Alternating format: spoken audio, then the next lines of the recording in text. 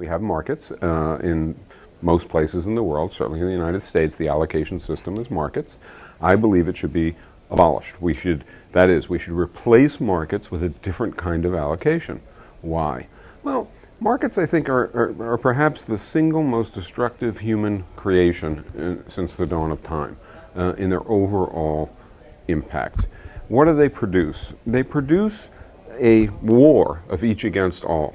And in that war of each against all, a great many lose. So, for instance, even in the United States, which is the richest country on earth, largely due to ripping off many other countries that are weaker, in the United States there are 30 million poor people. 30 million.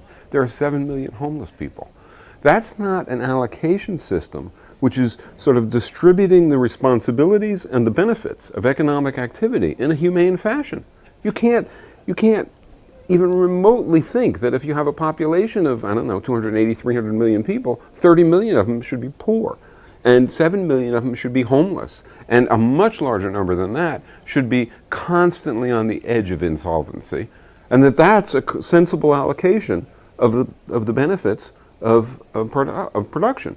Nor can you think, for instance, that it makes sense for huge amounts of the social creativity and talent and energy of a population to go into producing things that are useless or that are damaging or that are harmful. And yet markets do that all the time.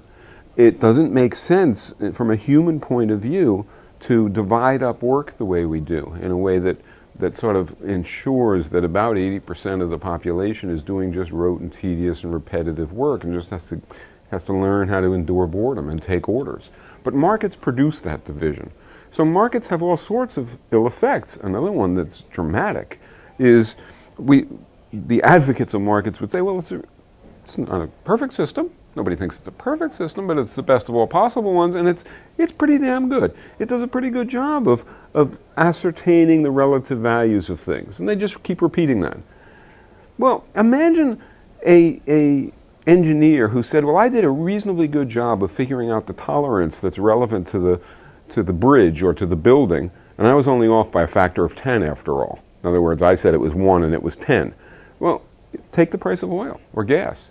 If you actually factored in all of the social costs and benefits of the production and consumption of a gallon of gas, it should cost way more than it does, not less.